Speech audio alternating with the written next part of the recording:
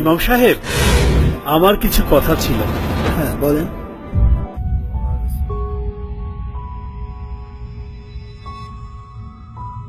এই মুর্দারের কাছে আমি 50 লক্ষ টাকা পাই, এর ফয়সালা কে দিবে? আচ্ছা, আমি ওনার ছেলেদের সঙ্গে কথা বলছি।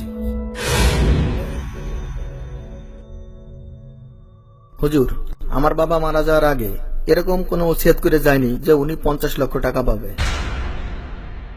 আমি আমার টাকার ফয়সালা না পেলে এই মুর্দারের জানাজা করতে দিতে পারি না।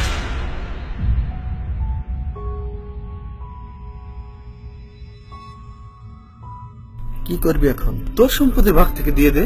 কেন আমার সম্পত্তি দেবো কেন? তোর সম্পত্তি দে। তোর সম্পত্তির ভাগ থেকে দে। তোর সম্পত্তি থেকে দে। আরে তোর সম্পত্তির ভাগ থেকে দে। শোন, তাহলে এক কাজ করি। বাবা তোর বলতে আসছে না কে 50 লক্ষ টাকা পাবে, আমরা সরাসরি বলে দিই দিতে পারবো না। ঠিকই বলছিস। ইমাম সাহেব, আমার বাবা যখন বলে যায়নি তাহলে আমরা এই টাকা দিতে পারবো না।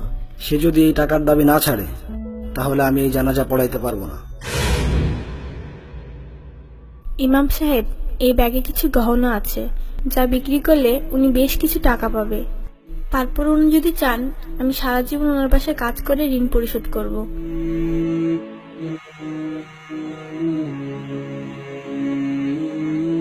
ইমাম সাহেব, উনার কাছে আমি টাকা পাই না, বরঞ্চ উনি আমার কাছে 50 লক্ষ টাকা পান। 50 লক্ষ টাকা পাবে? 50 লক্ষ টাকা? কি বলে 50 লক্ষ? বাবা তো এরকম কিছু বলে যায়নি। আর আমি আসলে এই 50 লক্ষ টাকার অরিজিনাল উত্তরাধিকারী খুঁজছিলাম। আমি পেয়ে গেছি উত্তরাধিকারী। এই মেয়েটি হচ্ছে এই টাকার 50 লক্ষ টাকার অরিজিনাল হকদার। মা, আমি তোমার উপর খুব খুশি। আল্লাহ তোমার আব্বুকে জান্নাতবাসী করুন, আমিন। পূর্ণাঙ্গ মানুষ হয়ে গড়ে উঠতে এবং একটা নিশ্চিত ভবিষ্যতের পথে পা বাড়াতে বাবা মায়ের যে অবদান, কোনো মূল্যেই সেই ঋণ শোধ করবার নয়।